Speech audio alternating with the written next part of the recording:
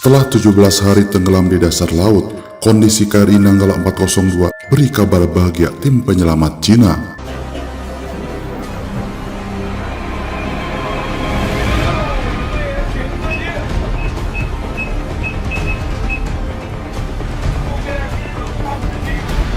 Kapal Cina sudah mulai melakukan operasi untuk mengangkat kapal selam Nanggala 402 secara cuma-cuma.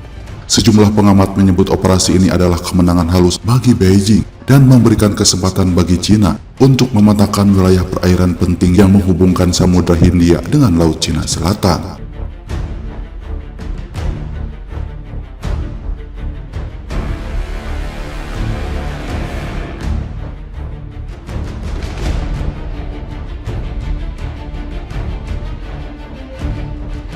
Indonesia sudah menerima tawaran Cina untuk mengirimkan 3 kapal, termasuk kapal yang mempunyai kemampuan hidrografis Tansuo 2, untuk mengangkat kapal selam berusia 44 tahun yang tenggelam di wilayah utara perairan Bali itu.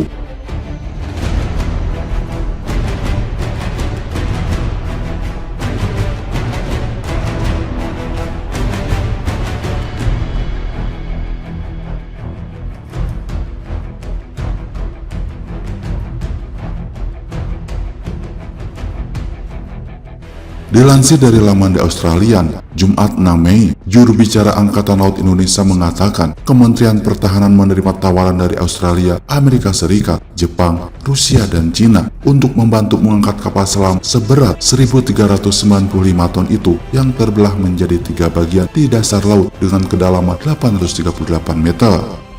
Tapi Indonesia menerima tawaran dari Beijing karena kapal mereka sudah dekat ke Indonesia dan bantuan itu sepenuhnya cuma-cuma.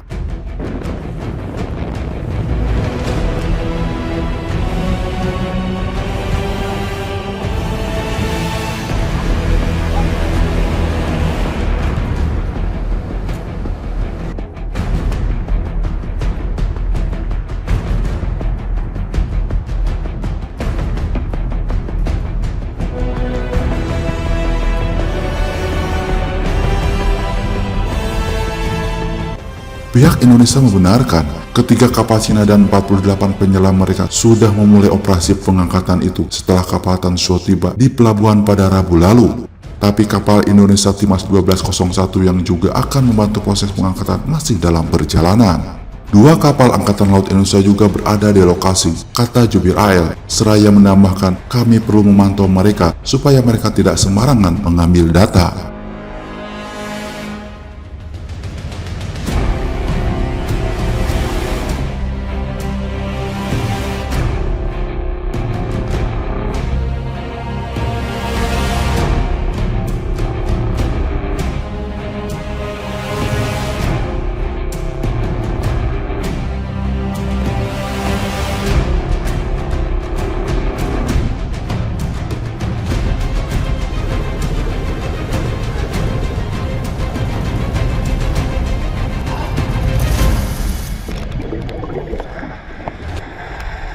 Nanggala adalah kapal selam pertama Indonesia yang mengalami kecelakaan, dan pemerintah didesak untuk mengangkat kapal selam dan menjelaskan penyebab terjadinya kecelakaan tersebut.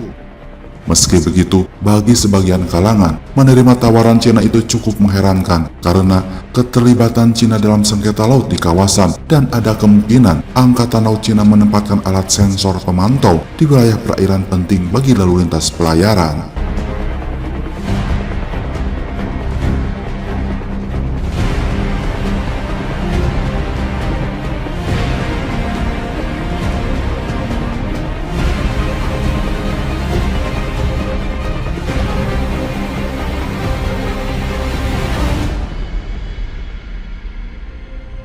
Sudah bukan rahasia lagi, Cina akan mendapat keuntungan dengan misi pengangkatan kapal selam ini. Seperti dikatakan seorang pakar kemaritiman kepada media pemerintah Cina, Global Time, operasi ini akan mendukung tujuan keamanan nasional yang lebih jauh.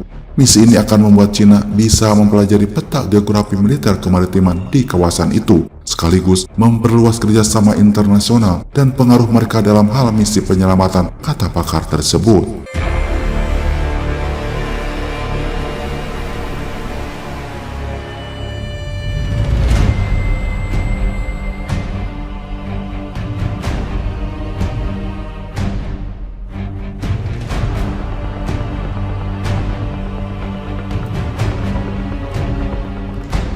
Selat Lombok disukai oleh kapal selam bersenjata nuklir karena daerah itu punya perairan cukup dalam dan tidak seramai Selat Malaka. Selain itu, kapal di sana tidak diharuskan memperlihatkan bendera ketika sedang melintas. Perairan itu juga sering dipakai lalu lintas barang oleh Australia.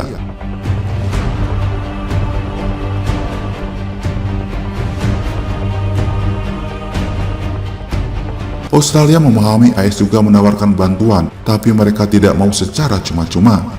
Sejumlah ahli memperkirakan biaya pengangkatan kapal selam itu bisa mencapai 200 juta US dollar atau setara 2,8 triliun rupiah, mengingat lokasi kapal selam itu tenggelam cukup dalam.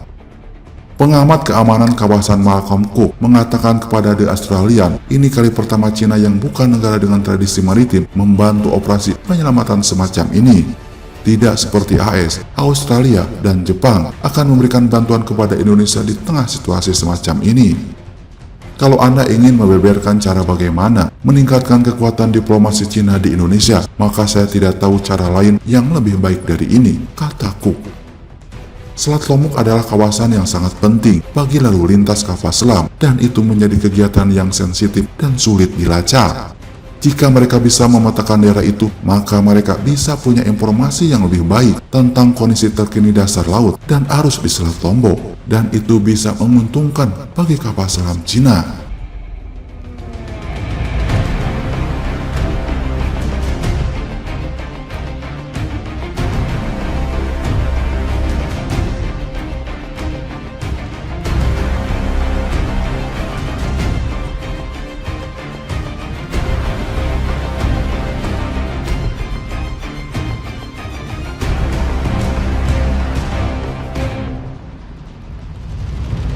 Jika mereka juga bisa memasang alat sensor di selat itu, maka mereka bisa melacak siapa saja yang melintasi kawasan itu dan itu bisa merugikan.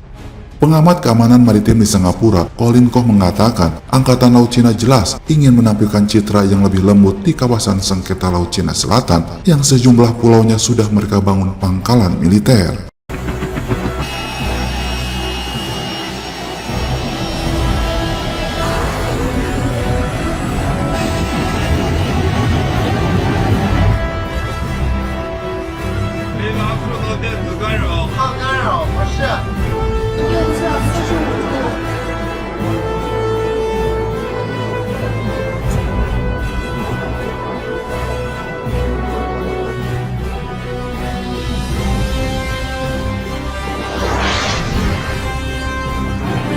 Koh mengatakan, pengarahan kapal survei oseanografi paling canggih milik Cina ini menjadi peringatan karena kemampuannya, termasuk memasang sensor dan benda lain yang bisa mengirimkan data secara reguler dalam jangka waktu yang cukup lama.